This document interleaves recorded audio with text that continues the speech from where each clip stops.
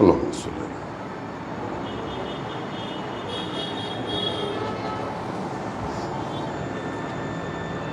اعوذ باللہ من الشیطان اللعین الرجیم بسم اللہ الرحمن الرحیم الحمد للہ رب العالمین صلاۃ والسلام علی اشرف الانبیاء والمرسلین سیدنا و نبینا مولانا بالقاسم محمد اللہم صلی علی محمد وآلہ الطیبین الطاہرین المعصومین المظلومین ومن یومنا هذا الى یوم الدین اما بعد وقد قال اللہ سبحانہ وتعالی وقوله الحق بسم اللہ الرحمن الرحیم انما يريد الله ليذهب عنكم الرجس اهل البيت ويطهركم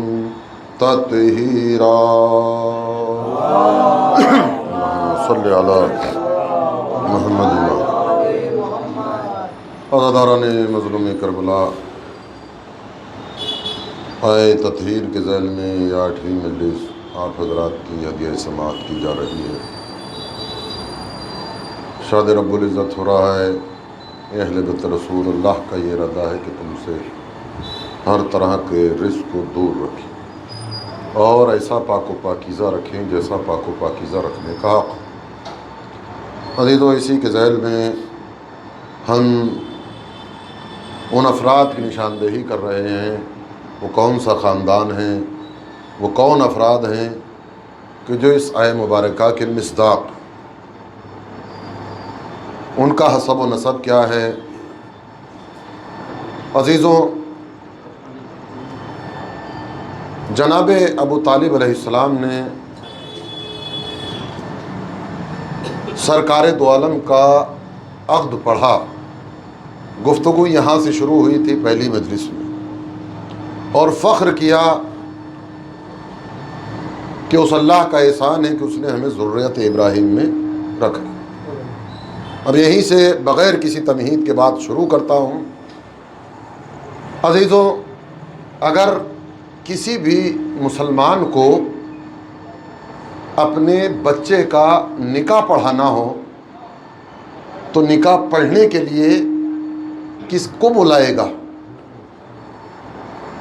ایک سوال ہے بھئی، اگر مجھے اپنے بیٹے کا عقد کرانا ہے تو ظاہر سی بات ہے کہ میں کسی پادری کو تو بلاؤں گا نہیں، بات ذہن میں آ گئی، کسی اور کو تو بلاؤں گا نہیں۔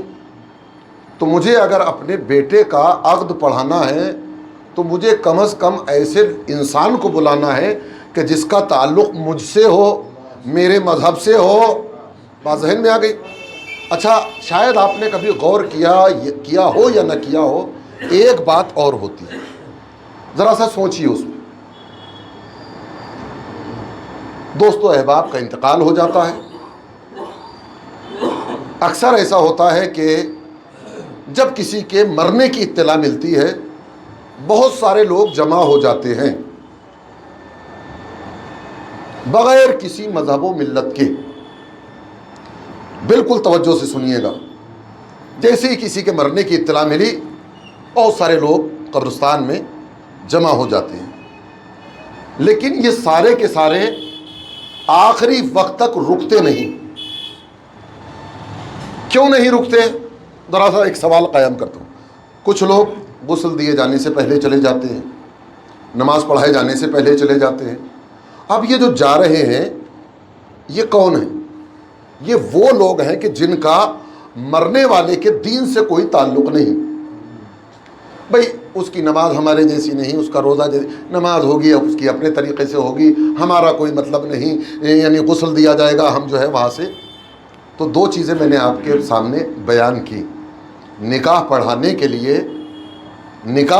لیے اپنے مذہب کے عالم کا انتخاب کروں گا۔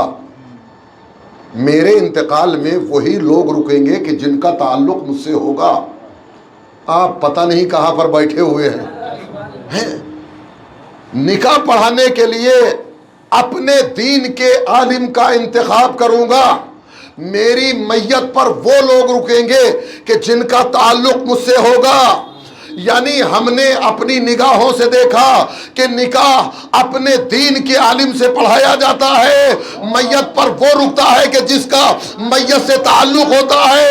اب مجھ سے نہ پوچھنا کون مسلمان کون کافر، یہ دیکھو کہ محمد کا نکاح کس نے پڑھا، محمد کا جنازہ چھوڑ کر کون گیا۔ صلوات پر محمد وآل محمد۔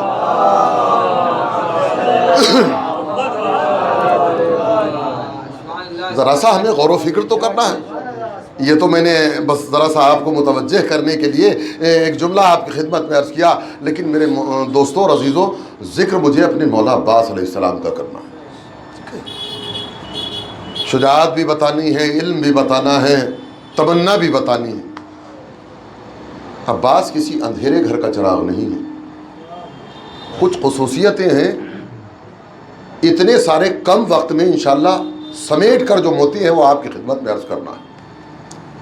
کچھ ایسی امتیازات ہیں میرے مولا کی، دیکھیے کائنات کے اندر وفادار تو بہت ملیں گے، ایک سے ایک بڑا وفادار اس کائنات میں ملے گا، لیکن جہاں لفظ وفا آتا ہے نگاہوں میں کسی اور کی تصویر نہیں آتی سوائے مولا عباس علیہ السلام کی۔ دنیا میں نامعلوم کتنے لوگوں نے جنگ لڑی، میدان کارزار میں پہنچے، شہید ہو گئے، جنگ میں مارے گئے تو شہید، واپس آئے تو غازی۔ یہ دنیا کا واحد شہید ہے، شہید بھی ہو گیا اور غازی بھی کہلا رہا ہے۔ آدم سے لے کر آج تک نامعلوم کتنے لوگوں نے علم اٹھایا اور ہر ہادی نے علم اٹھایا، لیکن دنیا میں اتنے ہادیوں نے علم اسلام کو بلند کیا۔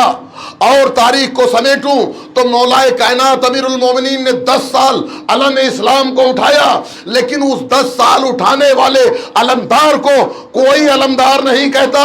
جس نے 10 گھنٹے علم حسین کو اٹھایا، نہ معلوم کس روب سے اٹھایا، کس دبدبے سے اٹھایا، کس شان سے اٹھایا، کہ کائنات میں 10 سال اٹھانے والے علم اسلام کو کوئی علی کو علمدار نہیں کہتا، عباس کو ساری کائنات علمدار کہہ رہی ہے۔ مجھے دیکھیے کبھی کبھی جو ہے مجھے ذرا سارا افسوس ہوتا ہے، میں پڑھوں میری مجلس میں سب آئے، میں پڑھوں میری مجلس میں سب روئے، میں ذکر کروں میرا ذکر سب سنے، دوسرا کوئی کچھ بھی کرتا رہے، مجھے کوئی وہ فرق ہی نہیں پڑتا۔ صلوات بھیجیے بر محمد والے محمد۔ فضائل ہیں، فضائل کے طریقے سے سنیے گا، بالکل اس میں جو ہے وہ نہ میں کوئی خطابت کا جملہ کہوں گا، لیکن بس یہ دیکھنا ہے کہ آپ مولا عباس علیہ السلام سے تمام تر تعلقات رکھنا چاہتے ہیں، تمام تر آرزویں رکھنا چاہتے ہیں، بس ان جملوں کو سنیے گا۔ دیکھیے کائنات میں کوئی ایسا انسان نہیں کہ جس کی قبر پانی میں ہو، کائنات میں کوئی ایسا انسان نہیں کہ جس کی قبر پانی میں ہو۔ اچھا قبر مٹی کی ہو، قبر مٹی کی ہو، کمال یہ ہے کہ مٹی پانی میں نہیں آتی، پانی قبر میں نہیں جاتا، یہ کمال میرے مولا عباس علیہ السلام کا۔ اور ذرا سا سمیٹ دوں، دیکھیے اللہ نے سرکار دو عالم کو جو کچھ دیا وہ بغیر مانگے دیا۔ اب کس کس چیز کو گناؤں؟ اہل بیت دیے، قرآن دیا، طٰہٰ کہا، یاسین کہا، مزمل کہا، مدثر کہا، جتنے عہدے ہمارے نبی کو ملے وہ سب بغیر مانگے ملے۔ لیکن ایک چیز جب نبی خدا نے دیکھی اور اس کو دیکھنے کے بعد نبی نے کہا معبود یہ سلطان مجھے دے دے، کہا اے میرے حبیب سب کچھ بغیر مانگے دیا، بغیر مانگے نہیں دوں گا۔ کہا معبود کیسے مانگوں؟ کا دستے دعا بلند کرو۔ نبی خدا نے ہاتھوں کو بلند کیا اور کہا پروردگار رب ادخلنی مدخلا صدق واخرجنی مخرجا صدق واجعل لی من لدنک سلطانا نصیرا، اپنے یہاں سے سلطان دے۔ جب نبی نے اس سلطان کو دیکھا تو اللہ نے ہاتھوں کو بلند کرا دیا، بغیر مانگے نہیں دوں گا۔ اچھا اب دے دیا، وہ کعبے میں آ گیا، معبود اب دے دے، کہ نہیں اپنے گھر سے میرے گھر تک چلتے ہوئے آؤ۔ میں نے نبی خدا کی زندگی میں دیکھا کہ نبی نے کچھ نہیں مانگا، تو جس کو نبی نے مانگا تھا میں نے اس کو بھی دیکھا کہ اس نے بھی اپنی پوری زندگی میں کچھ نہ مانگا،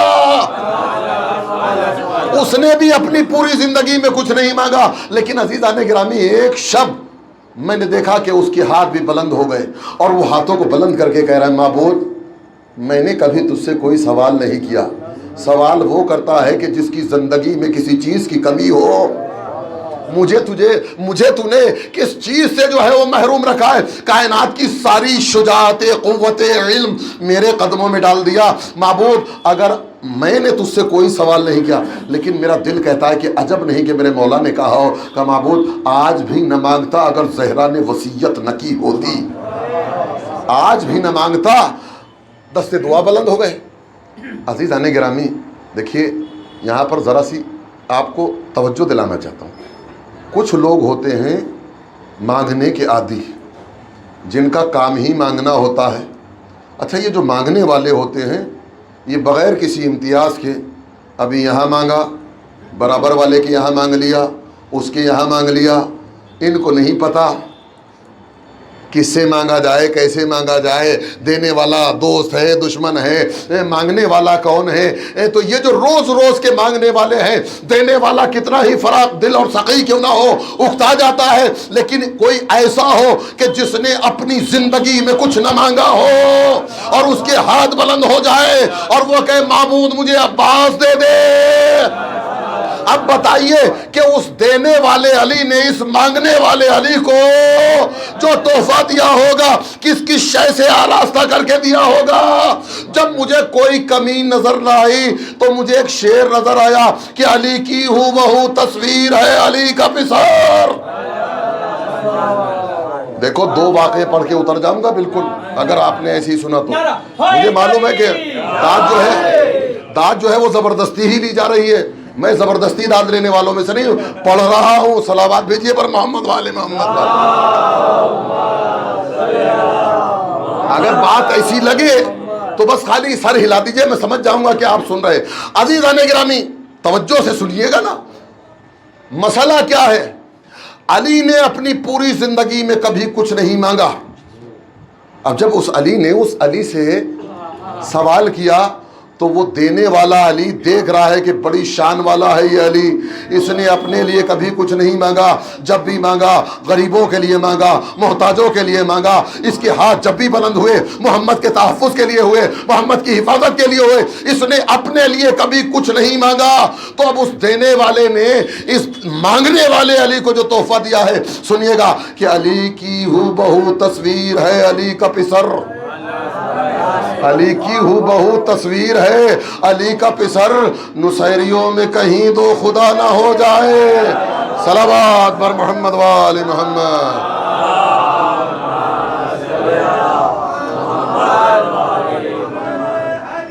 یاد نصیریوں میں کہیں تو خدا نہ ہو جائے۔ عزیزان گرامی میرے مولا کی دعا مستجاب ہوئی۔ مولا مسجد میں بیٹھے ہوئے ہیں کہ ایک مرتبہ فضا پہنچی، اور پہنچنے کے بعد مولا آپ کی دعاؤں کا ثمر ام البنین کی آغوش میں جلوہ افروز ہے، لیکن یہاں تک پہنچنے سے پہلے مجھے ایک منزل کو طے کرنا ہے کہ یہ جو در نایاب علی کو ملا ہے یہ ملا کیسے ہے۔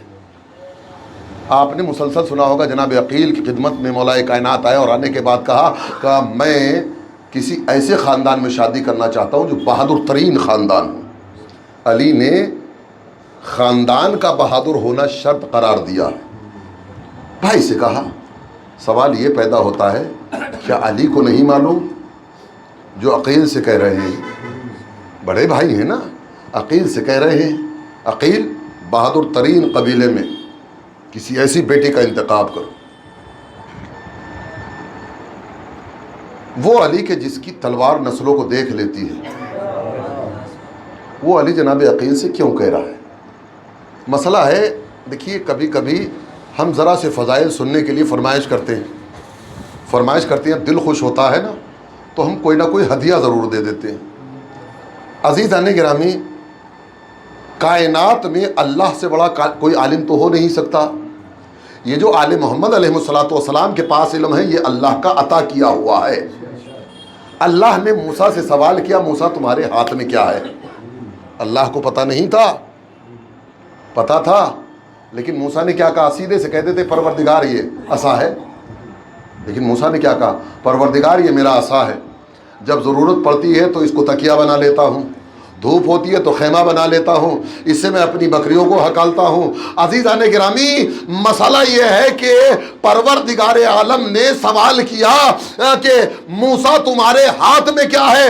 اللہ موسیٰ کے ہاتھ کی چیز کو جانتا تو تھا، لیکن وہ چاہتا تھا کہ موسیٰ اس کے فضائل کو بیان کرے۔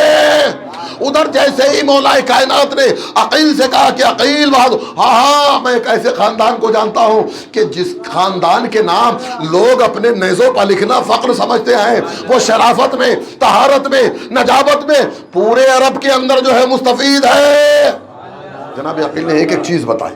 اب تاریخ بتاتی ہے، اختر بھائی بڑے خاموش بیٹھے ہوئے ہیں، مجھے بڑی گھٹن سی ہو رہی ہے ان کے خاموش بیٹھنے سے۔ ادھر جناب عقیل جو ہے مولا کائنات سے کہتے ہیں کہ یہیں مدینے کے قریب وہ جو ہے وہ قافلہ رکا ہوا ہے، وہ خاندان آباد ہے۔ جناب عقیل گئے۔ اب جب اس خاندان کے سردار نے جناب عقیل کو دیکھا، اے سید البطحاء کے بیٹے، آپ نے یہاں آنے کی زحمت کیوں کی؟ غلام کو بلا لیا ہوتا ہم آ جاتے، یہ نہیں پوچھا کہ کیوں آئے ہو۔ عرب کا دستور تھا کہ کسی بڑے خاندان میں کوئی بڑا آدمی جاتا 3 دن تک مہمانی ہوتی، اس کے بعد جب 3 دن گزر گئے تو جناب ام البنین کے والد جو ہیں وہ ہاتھوں کو جوڑ کر کہتے ہیں سید البطحاء کے بیٹے، آپ نے یہاں آنے کی زحمت گوارا کیونکہ خیریت تو ہے، ہمیں بلا لیا ہوتا، اپنا مدعا عرض کیجئے۔ جناب عقیل کے جملے سنیے اور پوری توجہ چاہتا ہوں کہ میں اس خاندان میں اپنے بھائی کے لیے رشتے کے لیے آیا ہوں، اور مجھے بتایا گیا کہ تمہاری بیٹی، یہ آدمی کھڑا ہو گیا، میری بیٹی اس جگہ پر جائے گی جہاں نبی کی بیٹی آئی تھی۔ میں نے آہستہ سے جملہ کہا،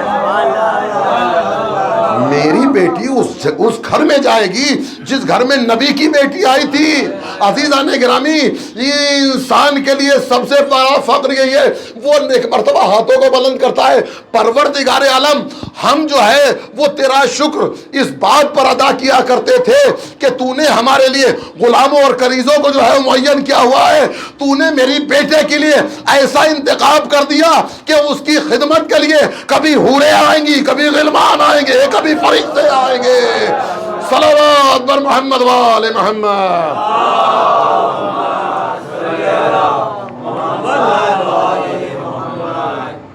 لیکن اس کے بعد جناب حزام، جناب ام البنین کے والد، جناب عقیل سے کہتے ہیں کہ ٹھیک ہے، میرے لیے فخر کی بات ہے، لیکن بیٹی سے معلوم کیے بغیر جواب نہیں دوں گا۔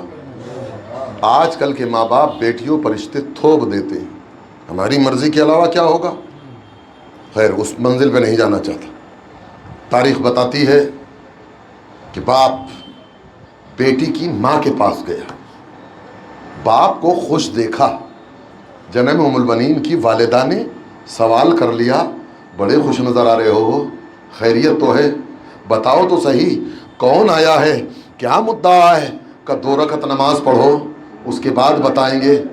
2 رکعت نماز پڑھو اس کے بعد بتائیں گے۔ 2 رکعت نماز پڑھی بی بی نے کہا اب بتاؤ، کہ اللہ نے ہمیں وہ شرف بخشا ہے کہ ہم اس کا جتنا شکر ادا کریں کم ہے۔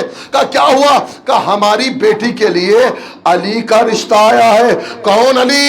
کہ وہی علی کہ جو کعبے میں پیدا ہوا تھا، وہی علی جس نے دست رسول پر قرآن سنایا تھا، وہی علی جس نے مرہب کے سر کو کاٹا تھا، وہی علی جو بدر میں، احد میں، خیبر میں، خندق میں فاتح ہوا۔ شکر کتنا ادا کریں۔ اللہم صلی علی محمد۔ بی بی جو ہے وہ ایک ایک فضیلت گنا رہی، یہ میں کہاں تک گناؤں گا۔ اس کے بعد پردے کا اہتمام کیا گیا۔ باپ نے بیٹی سے سوال ماں کے ذریعے سے کرائے۔ ماں جو ہے وہ بیٹی کے پاس پہنچی، پہنچنے کے بعد کہ بیٹی تمہارے لیے ایک رشتہ آیا ہے کہ تم میرے ماں باپ ہو، جیسا تم چاہو گے ویسا میں کروں گی، لیکن اس بات کا فیصلہ کرنے سے پہلے میری بھی ایک بات سن لو۔ کیا بات ہے؟ کہ مسلسل 3 راتوں سے ایک خواب دیکھ رہی ہوں کہ رسول کی بیٹی فاطمہ میرے پاس آتی ہیں، مجھے اپنے ہاتھوں سے دلہن بناتی ہیں، جاتے جاتے یہ کہہ جاتی ہیں فاطمہ تو میرے بیٹے کی ماں بننے والی ہے۔ فاطمہ، ان کا نام بھی فاطمہ تھا، یہ تو ان کی بلند ہمتی اور اعلیٰ علم تھا کہ بی بی نے مولائے کائنات سے کہا میرے والی و وارث مجھے فاطمہ کے نام سے نہ بلانا، اس لیے کہیں ایسا نہ ہو کہ حسنین کو اپنی ماں فاطمہ یاد آ جائے۔ میں روز مسلسل اسی علی کا رشتہ آیا، علی کی بارات جناب حزام کے یہاں تک پہنچی اور بی بی جو ہیں وہ دلہن بن کر علی کی زوجیت میں علی کے گھر تک آئی۔ آج دنیا پوچھتی ہے کہ فلاں بے وفا ہے، فلاں بے وفا ہے، بے وفائیاں، اور دنیا میں وفاداری کیوں نہیں پائی جاتی؟ وفا سیکھنی ہے اس خاندان میں آ جاؤ، اس خاندان کی چوکھٹ کا بوسہ لے لو، آپ کو جو ہے وہ وفا مل جائے گی۔ جناب ام البنین جناب فاطمہ زہرا سلام اللہ علیہا کی ڈیوڑی پر پہنچی، علی کے گھر پہ پہنچی، ایک مرتبہ فاطمہ زہرا کی ڈیوڑی کا بوسہ لیا اور بوسہ لینے کے بعد سجدہ شکر ادا کیا۔ معبود تیرا لاکھ لاکھ شکر ہے، ارے جب ماں کا کردار ایسا ہو تو اس ماں کی آغوش میں پلنے والا بچہ عباس سے کم نہ ہوگا۔ عزیزو، جناب عباس علیہ السلام کیا منزلت ہے، سمجھے؟ پوری چیزوں کو سمیٹتے ہوئے ایک منزل تک لے کر آنا چاہتا ہوں۔ دیر ہو جائے گی تو مجھے معاف کر دینا، یہ آخری راتیں ہیں، سب جگہ دیر ہو رہی ہے، یہیں نہیں ہوئی ہے، لیکن میں بہت زیادہ 2-4 منٹ 5 منٹ سے زیادہ نہیں، لیکن میں بات تمام کروں گا۔ میرے دوستوں اور عزیزوں، جناب فضا نے مولا آپ کی دعاؤں کا ثمر ام البنین کی آغوش میں، مولا کائنات خوشی کا کیا عالم ہے، میرے مولا دوڑتے ہوئے آئے۔ اب جو نظارہ دیکھا تو عباس زینب کی آغوش میں ہے، زینب کی آغوش میں ہے۔ دور سے علی نے دیکھا اور کہہ دیا کہ زینب آج سے ہم نے تیرے پردے کا نام عباس رکھ دیا۔ لیکن آنے کے بعد دیکھا کہ عباس آنکھیں نہیں کھول رہے۔ کیسے کھولتا؟ حیدر کرار کا بیٹا ہے، اگر علی نے آنکھیں کھولی ہوتی تو عباس بھی آنکھوں کو کھولتے۔ ایک مرتبہ حسین آئے، حسین کے چہرے انور کی زیارت کی، عباس کی آنکھیں کھل گئی، عباس بڑے ہو رہے ہیں، 2 سال کی عمر ہے۔ باپ اپنے بیٹے کو تربیت کے طور پر کچھ نہ کچھ سکھاتا ہے۔ عباس کو علی نے اپنی آغوش میں بٹھایا، میرے لال کہو 1، عباس نے 1 کہا، کہ میرے لال کہو 2، عباس کہتے ہیں 2 نہیں کہا، کہو میرے لال 2، کہ بابا مجھے شرم آتی ہے، جس زبان سے اس کی وحدانیت کا 1 کہہ کر اعلان کر دیا، اب اس زبان سے کیسے 2 کہوں؟ دنیا ہم سے کہتی ہے کہ یہ اتنا بڑھا دیتے ہیں اہل بیت کو، اتنا بڑھا دیتے ہیں اہل بیت کو، اتنا بڑھا دیتے ہیں کہ اللہ کی صف میں لا کے رکھ دیتے ہیں۔ ارے قدرت ان کی دیکھیے کہ اتنی قدرت کے بعد بھی ہم ان کو اللہ کا بندہ مان کر مانتے ہیں۔ انہوں نے ہی تو ہمیں توحید سکھائی ہے، انہوں نے ہی تو بتایا کہ وہ کیسا وحدہ لا شریک ہے، کس طرح سے انہوں نے ہمیں بتایا لا الہ الا اللہ کیا ہے، محمد رسول اللہ کیا ہے۔ بہرحال مجھے اپنی منزل تک جانا ہے۔ جناب عباس علیہ السلام، کیا روب ہے، کیا دبدبہ ہے۔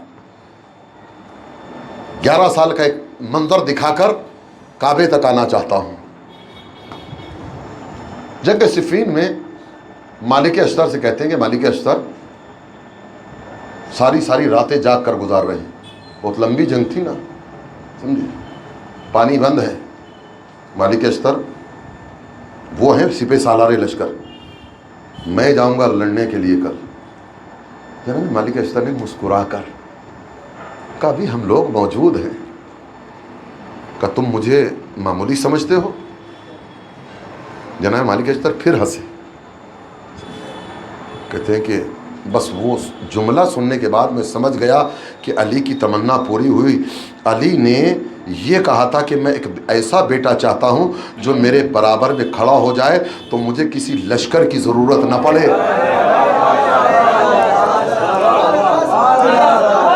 کسی لشکر کی ضرورت نہ پڑے، وہ اکیلا ہی لشکر کے برابر ہو. مولا کائنات کی فوج پر پانی بند ہے. جناب عباس علیہ السلام بابا کے پاس آتے ہیں، بابا مجھے پانی کی سبیل کرنے دیجیے. اچھا میرے لال، اب تاریخ بتاتی ہے 11 سال کی عمر ہے میرے مولا کی. علی اپنے خیمے میں لے کر آ گئے، اپنی زرہ اتاری، عباس کو پہنا دی، اپنی تلوار نکالی، عباس کو دے دی، اپنا امامہ اتارا، عباس کو دے دیا.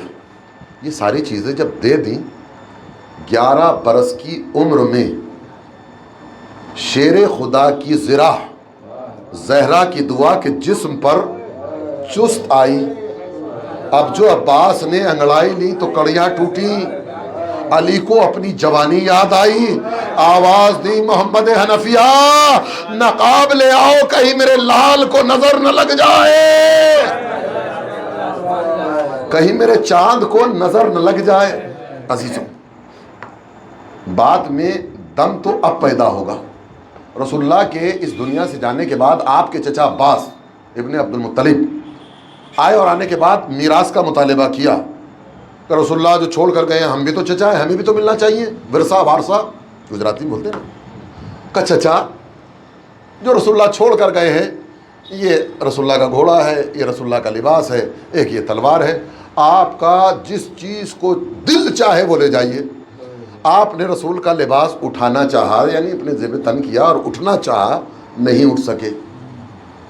لباس پہن کر اٹھنا چاہا، ماما لگا کے نہیں اٹھ سکے، رکھ دیا دھیرے سے. وہ جو تلوار رکھی ہوئی تھی اس کو اٹھانا چاہا، تلوار نہیں اٹھائی گئی.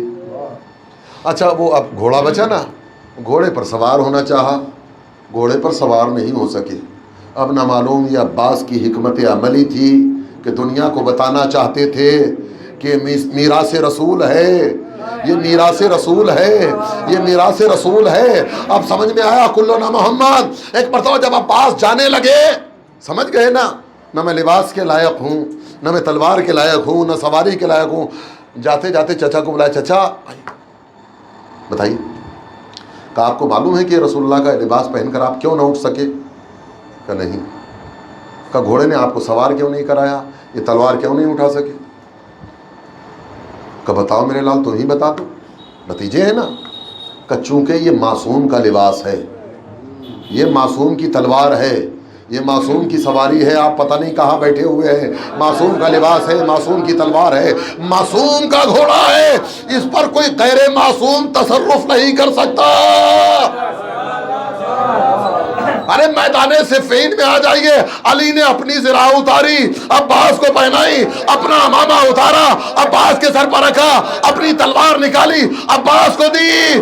اب دنیا سوال کرتی ہے عباس معصوم ہے کہ نہیں؟ ارے وہ 14 علیحدہ ہے، لیکن یہ ایسا معصوم ہے کہ ان میں نہ ہوتے ہوئے بھی جب بھی معصوموں کے اندر ذکر ہوتا ہے تو عباس کا ہوتا ہے. صلوات پر محمد و آل محمد.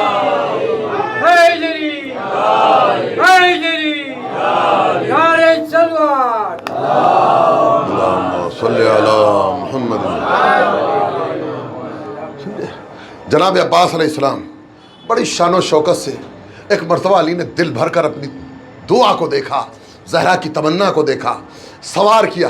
سوار کرتے کرتے کہا میرے لال، فن سپاہ گری مولا کائنات نہیں سکھائیں، نگاہ صف آخر پہ ہو، آخری آدمی پر، تلوار قلب لشکر میں چلے. اور میرے لال جب تک اپنی تلوار کو نہ روکنا جب تک کہ میں تیری تلوار تک نہ پہنچ جاؤں، یعنی میری تلوار تیری تلوار کا بوسہ نہ لے لے. جناب عباس گئے. معلوم ہے جنگ کرنے کا انداز کیا تھا؟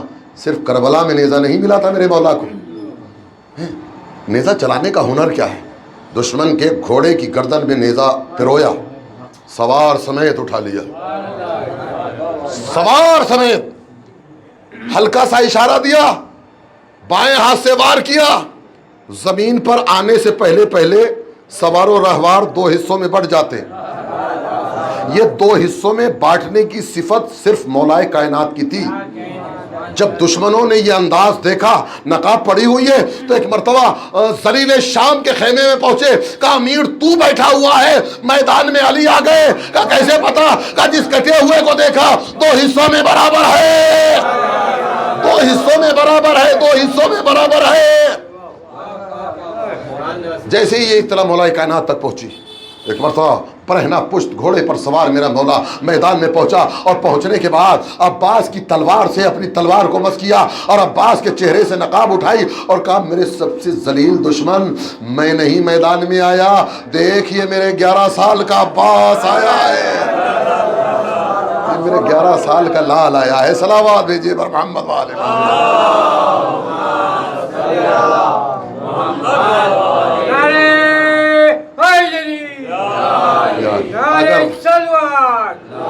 اللہم صلی علی محمد. اگر آپ اجازت دیں تو مولا عباس علیہ السلام کے خطبے کے چند جملے ہیں. دیکھیے منبر پر آ کر خطابت کرنا اور ہے، میں اس خاندان کی طہارت کی بات کر رہا ہوں نا. طہارت دیکھیے ان کی کیسی ہے. اگر ان کی طہارت کو دیکھنا ہے تو خانہ کعبہ کی بلندی پر دیکھو کہ حیدر کرار کا بیٹا خانہ کعبہ کی بلندی پر ہے، اور وہاں جو میرے مولا نے خطبہ دیا ہے، خدا کی قسم ساری فصاحت بلاغتیں کیوں نہ ہوں عباس کے اندر، اس لیے کہ صاحب نہج البلاغہ کا بیٹا ہے نا. الحمدللہ الذی شرف ھذا البیت بقدوم ابی. یہ جو خطبہ سننے والے ہیں یہ کون لوگ ہیں؟ خانہ کعبہ کے ارد گرد کون لوگ ہیں؟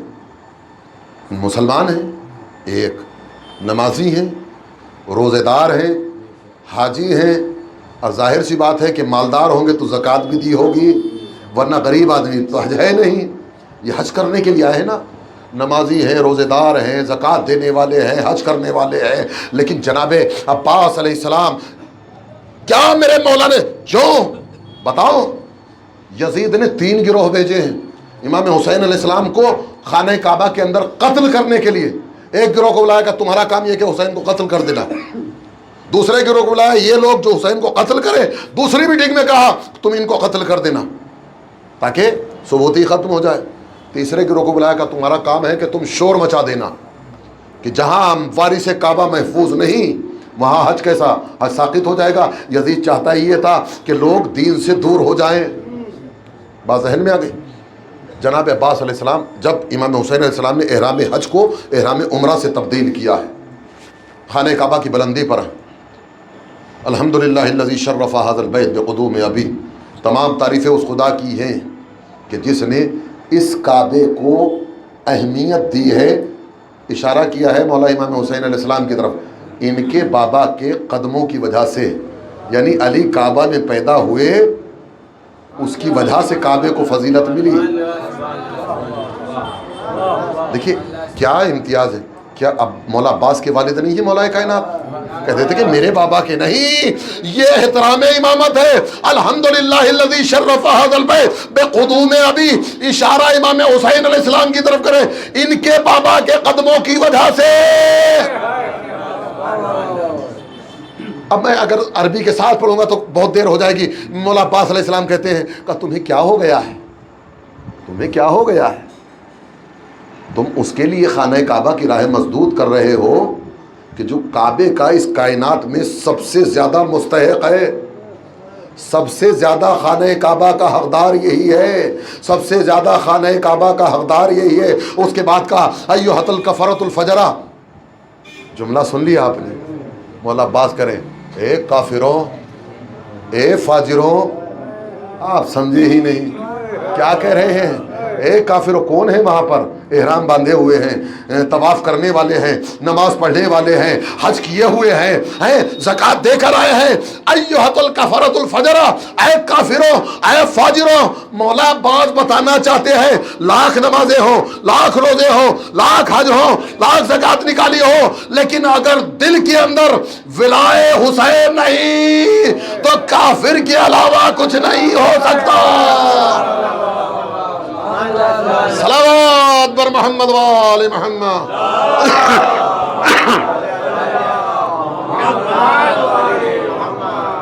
یہ تو اللہ کے احکامات کی توقیع ہے۔ یہ اللہ کے احکامات نہ ہوتے تو تم یہ دیکھتے کہ اس سے پہلے کہ حسین کعبے تک پہنچتے، کعبہ پرواز کرتا ہوا اڑتا ہوا حسین تک پہنچ جاتا۔ ساری دنیا بوسہ لیتی ہے حجر اسود کا، علم کے بوسے پہ سب کو اعتراض ہے۔ خانہ کعبہ کے بارے میں کہتے ہیں لوگ، علماء کہتے ہیں اگر وہاں تک نہ پہنچ سکو تو دور سے بوسہ لے لو، یہ بوسہ ہو جائے گا۔ وہیں سے جملہ اٹھا رہا ہوں مولا عباس علیہ السلام کا کہ ساری دنیا بوسہ لیتی ہے حجر اسود کا، لیکن حجر اسود میرے مولا حسین کے ہاتھوں کا بوسہ دیتا ہے۔ حجر اسود میرے مولا حسین کے ہاتھوں کا بوسہ لیتا ہے۔ ساری دنیا حجر اسود، کیا ہو گیا ہے تم، کیا ہو گیا ہے تم؟ دیکھو پھر میری طرف دیکھو، تم نے ایک شراب پینے والے کے بدلے اس کو چھوڑ دیا جو حوض کوثر پلانے والا ہے۔ کیا ہو گیا؟ عقل سے کام لو۔ اور مجھے ایسا لگتا ہے یہ میرے مولا کی اگر حکمتیں نہ ہوتی تو تم مجھے دیکھتے کہ میں ایک غضبناک باز کی مانند تم پر ایسا جھپٹتا کہ جیسے غضبناک باز شاہین جو ہے وہ چڑیوں پر جھپٹتا ہے۔ مولا عباس علیہ السلام نے بتا دیا کہ تمہاری اوقات چڑیوں سے زیادہ نہیں ہے۔ مسلم نے بتایا کہ چیٹیوں سے زیادہ نہیں ہے۔ ذہن میں آ گئی بات؟ پھر میرے مولا کہتے ہیں کیا ہو گیا ہے تم؟ مجھے ایسا لگتا ہے کہ تم کو وہی عارضہ درپیش ہے، پوری توجہ چاہتا ہوں، تمہیں وہی عارضہ درپیش ہے جو قریش کو درپیش تھا، اس لیے کہ قریش چاہتے تھے کہ محمد کو قتل کر دیں، محمد کو قتل کر دیں، محمد کو قتل کر دیں، لیکن وہ اپنے مقصد میں کامیاب نہ ہو سکے، اس لیے کہ حیدر کرار ان کے درمیان میں حائل ہو گئے۔ اور تم چاہتے ہو کہ اپنے نبی کی بیٹی کے بیٹے کو قتل کرو، جب تک میں زندہ ہوں تم حسین تک نہیں پہنچ سکتے۔ صلوات پر محمد وآل محمد۔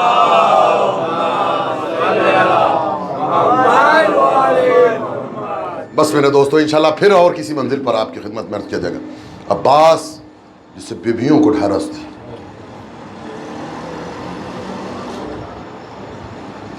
جناب زینب سلام اللہ علیہ نے مولا عباس علیہ السلام سے دو جملے بتائے ہیں کہ بھیا عباس میں چھوٹی سی تھی، میں اپنے بابا کی آغوش میں بیٹھی ہوئی تھی، اچانک میرے سر کی ردا تھوڑا نیچے ہو گئی، میرے بابا نے میرے سر کا بوسہ لیا، اس کے بعد میرے بازوؤں کا بوسہ لیا، اور بوسہ لینے کے بعد کہا زینب ایک ایسا وقت آئے گا کہ تیرے سر سے یہ چادر چھین لی جائے گی، تیرے بازوؤں میں رسی باندھی جائے گی۔ عباس میں ہمیشہ ناز کرتی تھی کہ جس کا تیرے جیسا بھائی ہو کون اس کی چادر کی طرف دیکھ سکتا ہے، کون اس کے بازوؤں میں رسی باندھ سکتا ہے، لیکن عباس جب کہ اب تو جا رہا ہے مجھے یقین ہو گیا زینب کی چادر بھی چھن جائے گی، زینب کے بازوؤں میں رسی بھی باندھی جائے گی۔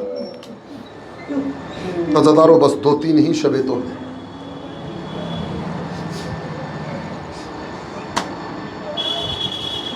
کیا منزل ہے میرے مولا عباس علیہ السلام۔ خداوند عالم میں یہ مصائب پڑھ پاؤں، اکبر نہیں، اونو محمد نہیں، قاسم نہیں، سب شہید ہو گئے، اور ادھر خیم میں ایک عجیب کوہرام برپا ہے، بچوں کی پیاس پیاس، التش التش کی آوازیں، بیبیوں کا چیخنا. میرا مولا در خیمہ پر کھڑا ہوا. عباس ایک مرتبہ حسین کو وہاں چھوڑ کر ان بچوں کے پاس پہنچے جو پیاس سے تڑپ رہے تھے. بچوں نے عباس کو آتا ہوا دیکھا، سارے سکینہ سے لپٹ گئے. بی بی ایسا لگتا ہے کہ اب ہمارے لیے پانی ضرور آ جائے گا، اس لیے کہ تمہارا چچا آ گیا. معلوم ہے امام حسین علیہ السلام، جناب عباس علیہ السلام کو جناب سکینہ نے دیکھا، چچا سے لپٹ گئی اور کہتی چچا پیاس ہلاک کیے دیتی ہے، چچا کلیجہ کباب ہوا جا رہا ہے. کہ سکینہ یہ جو تم نے جملے کہے ہیں یہ اپنے بابا کے پاس کہہ سکتی ہو؟ ہاں ہاں چچا مجھے بہت پیاس لگی ہوئی، لاؤ اپنا مشکیزہ لے کر آؤ. عباس نے سکینہ کو اپنی آغوش میں لیا، سکینہ کا مشکیزہ لیا، حسین کی بارگاہ کا سفر طے کیا. ایک مرتبہ جیسی حسین نے دور سے عباس کو آتے ہوئے دیکھا کہ آغوش میں سکینہ ہے، ایک جملہ عباس سے کہا، ایک جملہ سکینہ سے کہا. عباس سے میرا مولا کہتا ہے عباس سکینہ کو لانے کا مقصد سمجھ گیا، تم میدان میں جانا چاہتے ہو. ایک جملہ سکینہ سے کہا، سکینہ چچا کو لے تو آئی ہو لیکن جب چچا چلا جائے گا اور واپس نہ آئے گا پھر بہت آئے گا جب تماچے لگیں گے، دامن میں آگ لگے گی. اجرکم من اللہ، خدا کوئی غم نہ دے سوائے غم سے.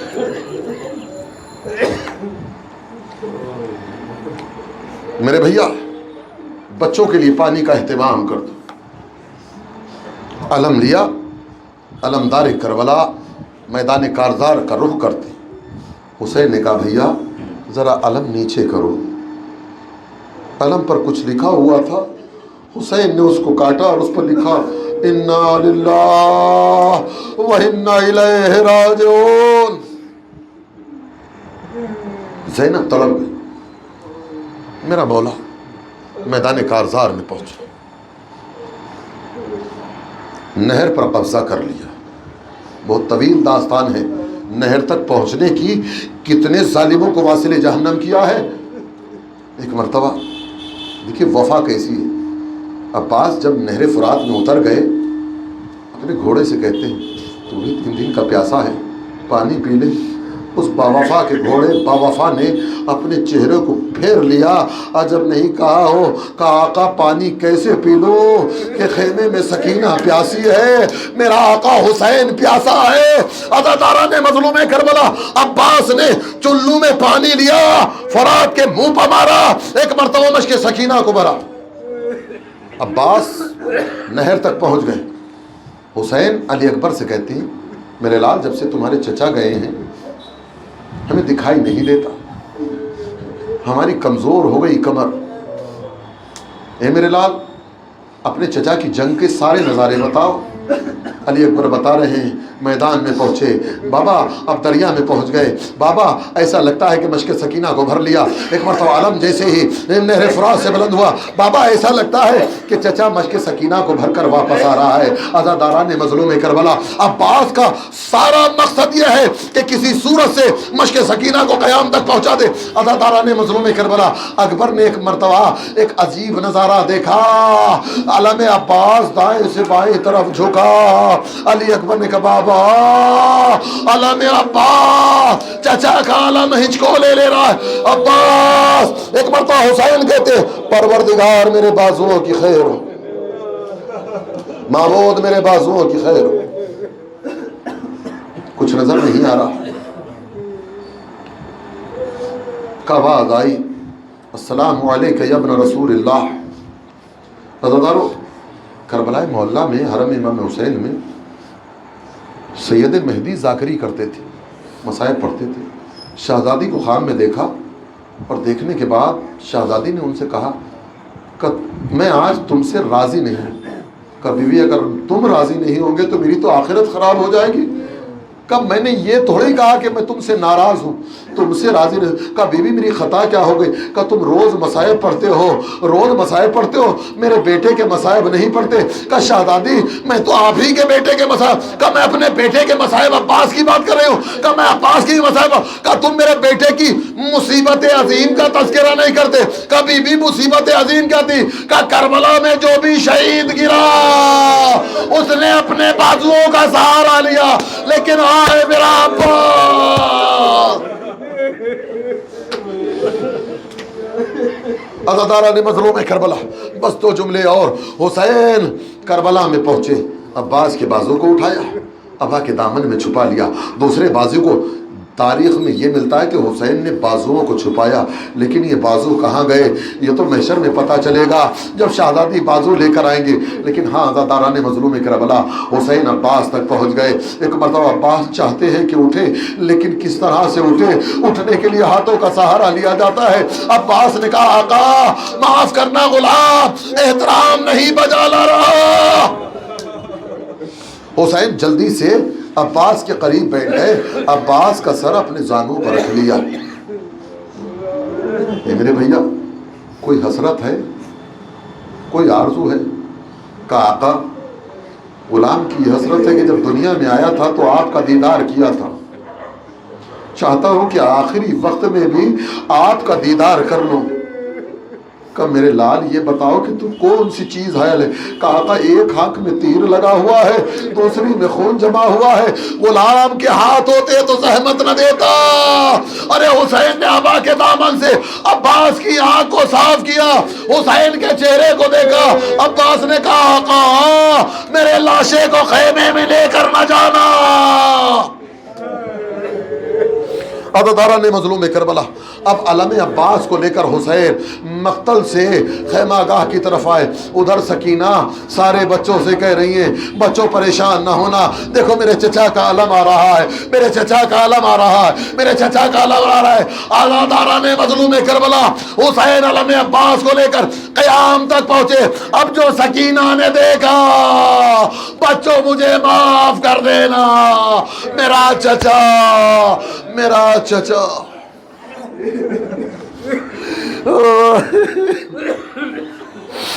وسيعلم الذين ظلموا أيان منقلب ينقلبون إنا لله وإنا إليه راجعون۔ بسم الله الرحمن الرحيم۔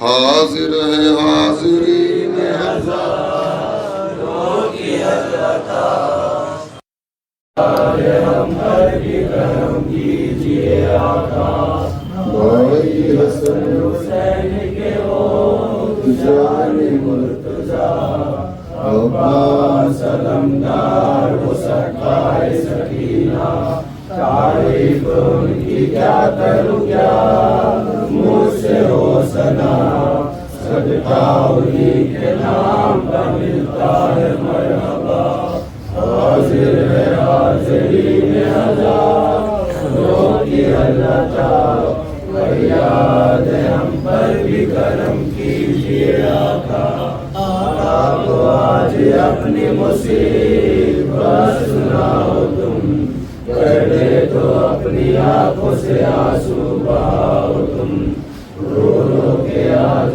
آتش غم کی بجھاؤ تم، دل میں انہیں کی یاد کو مہماں بناؤ تم، حاضر ہے حاضری میں ہزاروں کی حضرتا، فریاد ہے ہم پر بھی کرم کیجئے آقا، ایک روز جو ہمسایہ کے گھر میں جو میں گیا تھی حاضری عباس علمدار کی وہاں، جتنا بھی دل میں رنج تھا وہ سارا مٹ گیا، آ کر کسی نے کانوں میں چپکے سے یہ کہا، حاضر ہے حاضری میں ہزاروں کی حضرتا، فریاد ہے ہم پر بھی کرم کیجئے آقا، جو حاضری عباس سے علمدار کی کرے، اللہ اس کی مشکلیں آسان سب کرے،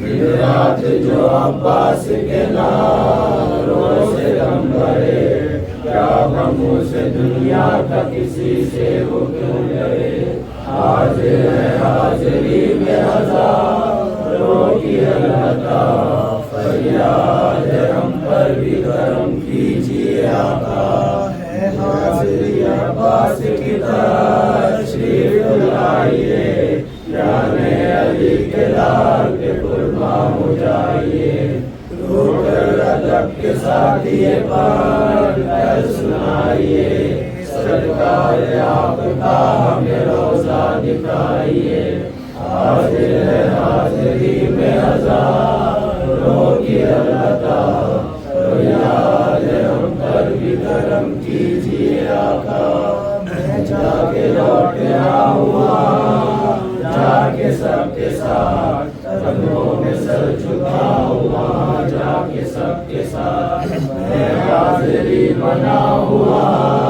جا کے سب کے ساتھ سب کو یہی سناؤں وہاں جا کے سب کے ساتھ حاضر ہے حاضری میں ہزاروں کی البتہ فریاد ہے ہم پر بھی کرم کیجیے آقا